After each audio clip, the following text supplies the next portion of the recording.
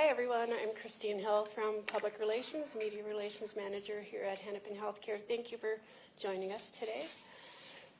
I first want to introduce Malia Kimbrell. She's the mom of Vivian St. Clair, the Annunciation student, who was one of our patients here at Hennepin Healthcare. So you want to join? Sit here, Malia.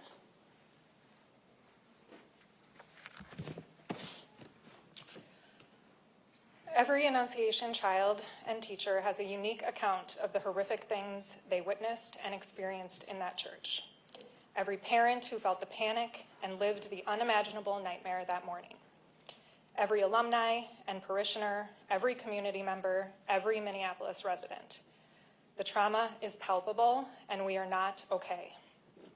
We all have a story, and this is mine. My daughter's name is Vivian St. Clair. She is a third grader at Annunciation who just turned 9 years old. She was shot twice in the back and once in the arm while she sat in church last week. After several minutes of chaos and hiding under the pew, she followed her teacher to safety at the school. It was there that her friend said to her, "Vivi, are you okay? You have a hole in your back."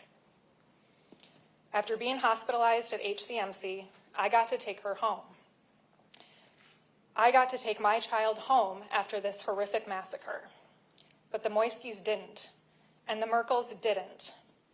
We all dropped our kids off that morning, but we didn't all get to take our kids home. And that level of heartbreak is unfathomable. No parent should ever experience that pain, and I will tell you, those two especially do not deserve that pain. When something terrible and tragic happens, you're supposed to look for the helpers, the good people. There was evil that day. There was unimaginable evil. But I want to acknowledge that there was also countless examples of selfless people doing extraordinary things. The group of dads who were at Mass, and our priest and deacon and principal who had no regard for their own safety as they immediately ran towards the gunfire. The heroic teachers who sheltered our kids under pews. The older kids laying on their younger buddies, the first responders, the sheriffs and police and firefighters, the EMS crews, the entire medical teams at HCMC and Children's who cared for the injured, the police officer who got Vivian into the ambulance and rode with her, and who has continued to check in on her, the nurse you've heard about who went into the CT scan with Vivian and held her hand and comforted her until I could get there. That is the embodiment of the saying, "There is no such thing as other people's children." The neighbors and friends and family and coworkers and strangers who have shown a remarkable amount of love and support for our community. We are forever grateful. There aren't adequate words to express the immense gratitude that I feel. But I want to warn you, if you think this won't happen to your kids, your neighbors, your nieces and nephews, your grandkids, think again. Those bullets firing through the stained glass windows didn't care whose parents were Democrats or Republicans, if they made 50 grand a year or 500 grand. The bullets didn't care what color hair those kids had or what color their skin was. And if you think the next time there's a school shooting that it won't hit your neighborhood and the people you love, think again. Without action, we will be here again, mourning the loss of innocent lives. And Annunciation will be the community sending a bouquet of flowers to the next school. We will write on the card, "We get it. Love Annunciation." Because that's what Uvalde did for us. So we'll pay it forward. Vivian and Lydia and Victor and all the others will be on CNN 15 years from now, recounting the horrific memories of their school shooting, the same way Sandy Hook kids are doing now. They'll talk about the gruesome details of seeing their friend shot, the sound of shattering glass, the awful smell that permeated the room, and the feeling of a bullet piercing their flesh. If you have one shred of decency, 1 ounce of compassion, 1 moment of clarity, you will do something. You will be part of the change. You will pray, and you will move your feet, and you will take action. Speak up, raise your voice, demand change. Think the thoughts, pray the prayers, and then do the things. Because we all know that thoughts didn't stop the bullets, prayers didn't stop the bullets. Action is our only hope. Thinking and praying are what you do after a tragedy. Taking action is what we can do before the next tragedy occurs. To our lawmakers and people in power, who the hell is going to do something? Who's going to make meaningful change and take tangible steps to break the cycle? This moment and this opportunity will define your character. Are you courageous or are you a coward? Do you care about our kids? Don't tell us the answer, show us. Prove it. Prove you care. Do we need improved mental health support in our schools and communities? Yes, please fund the hell out of that. Do we need improved measures on background checks and identifying potential risks? Absolutely, make it happen. There are many ways we can do better for our kids. Any and all options are on the table.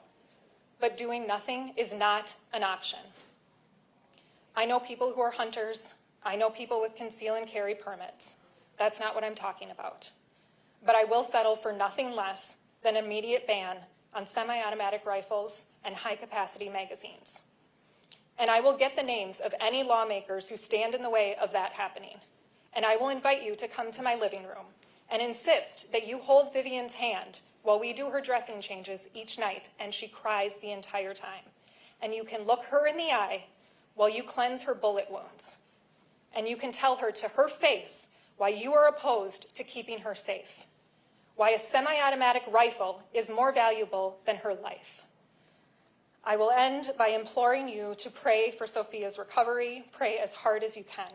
And please, please keep Fletcher and Harper's memory alive. Honor them and remember them for the amazing kids that they are.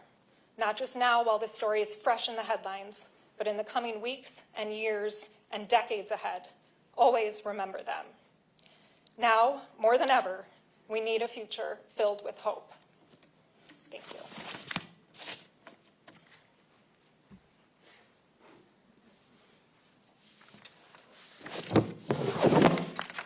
Thank you, Malia. Now I want to introduce Samantha Lau. She is the manager of our newborn intensive care unit where Malia works. Malia is one of our colleagues. And Malia is clinical care supervisor there. And Samantha, I just want to say also, you guys are hearing her name for the first time right now, but you already know about Samantha.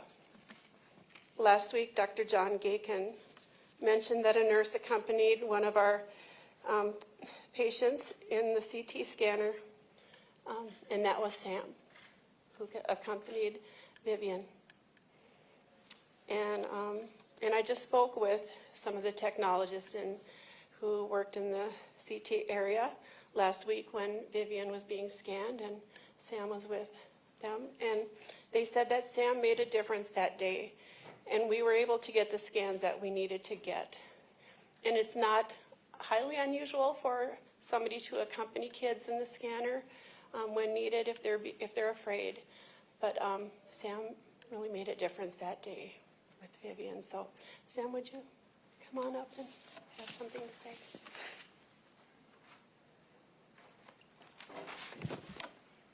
All right. I just want to start off by saying that the focus of this moment has to remain on the children whose lives were tragically taken, those who are injured, and the families and the community members who are grieving. No words can capture the depth of that loss, the loss of life, of safety, of security, and of normalcy. The story of Vivian and I just happened to be highlighted last week, but there were so many moments like that day. I feel honored to have been with her. Vivi showed so much strength and courage. Staying with her was not bravery, it was instinct. As a mom myself, I'd hope someone would do the same for my child, and I would do it again tomorrow without hesitation. Another example of this amazingness that was here that day is a NICU nurse named Meg. She used to work in the emergency department. When she heard there was a mass casualty that day, she left our unit and went straight to the stateroom to help in any way that she could. No questions asked. She didn't have to put herself in that situation, but she did. She is just another one of the truly amazing people that work here. So many people stepped outside of their comfort zones and did things that were never in their job descriptions. Teachers, staff, healthcare workers, first responders, parents, even students, everyone. Everyone showed courage that day and compassion in impossible circumstances.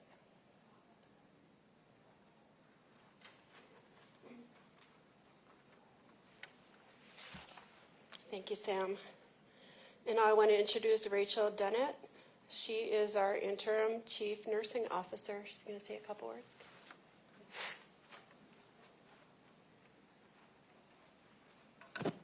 Hello, everyone.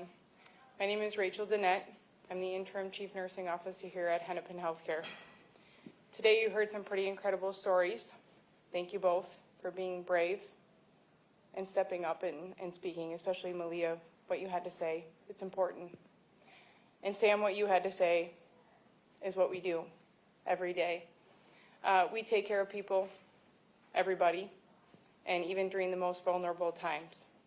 I couldn't be more proud to work with both of these nurses, as well as all the other nursing staff and all the other healthcare employees that are here at Hennepin Healthcare. Every single one of these kids is important and has a story and has gone through a lot. I've spent some time with the other directors and other nursing leaders rounding through the units, chatting with some of the family members, and it's been heartbreaking, to say the least. And so what Malia said is 100% to the core. We do need active change, and that's praying, but that's also doing something about that and speaking out. So I want to thank you both for being brave today and doing that, and I want to thank everyone for listening in and being here. So thank you.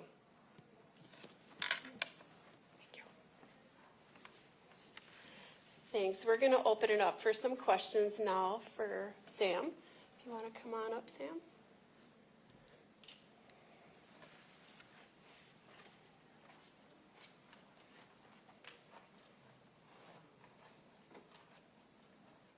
Any questions? Could you talk about the story you have for the patients starting life?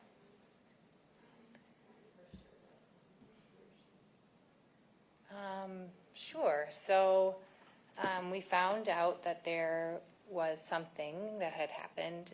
We have a meeting every morning at 8:30 with all the charge nurses, and the house soup received a call during that meeting. And I just remember her on the phone saying 2-0. She gets off the phone and said that there was a mass casualty and that many victims. There was 20 people.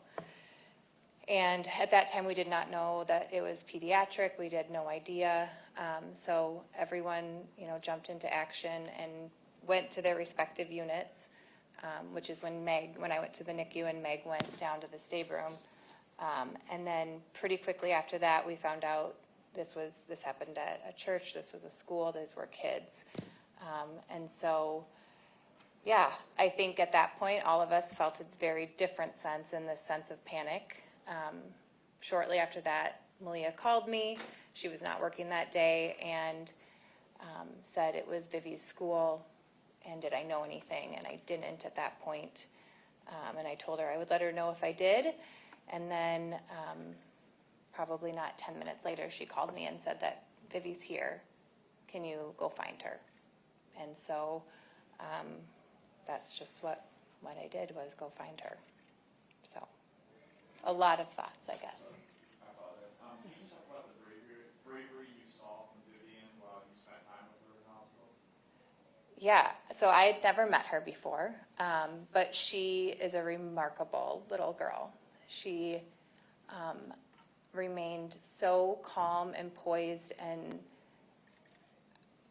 she was able to talk about her dog and how her dog eats her socks, and she was able to she was just amazing, and really the whole time she was here, she just really showed she seemed much older than 9 years old. As a healthcare worker, how do you help children get through a moment like that and process it when you're trying to get through it and process it yourself? I think that you just kind of, I'll only, I guess, speak for myself. I think in that moment, I just knew the most important thing was her. And I thought about Malia, and I thought, if this was my child, I would want someone to try to make something normal for them. I have no idea what to do. I'm not a PICU nurse. I don't normally do anything like that. So I just talked to her like she was my own kid, and I tried to remember every single thing Malia ever told me about Vivi. And so I started talking to her about hockey and her dogs and a trip. And I think you just, I don't know, I think anybody in a moment like that, you just do anything you can. And you just kind of, it's like an out-of-body thing. You focus on what's important, which was her. Can you ever train for something like this? No, I don't think so. I think I don't know how to answer that. No, I don't think so. Well, it's mentioned that Vivian might have bullet fragments that will not be removed. Will those remain? They will remain.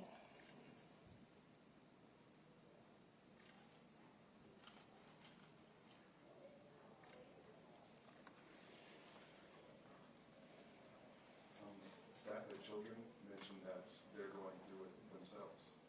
How are you all doing? Yeah, I think that's a loaded question. I think that everybody who was involved that day, whether they were here or not, I think has their own account of what happened, saw things, heard things, and I think that everybody is supporting each other and doing the best that they can. But I think that right now there's outpouring support for everybody. And I worry about what it's going to look like when things get quiet. But everyone is supporting each other right now the best that we can.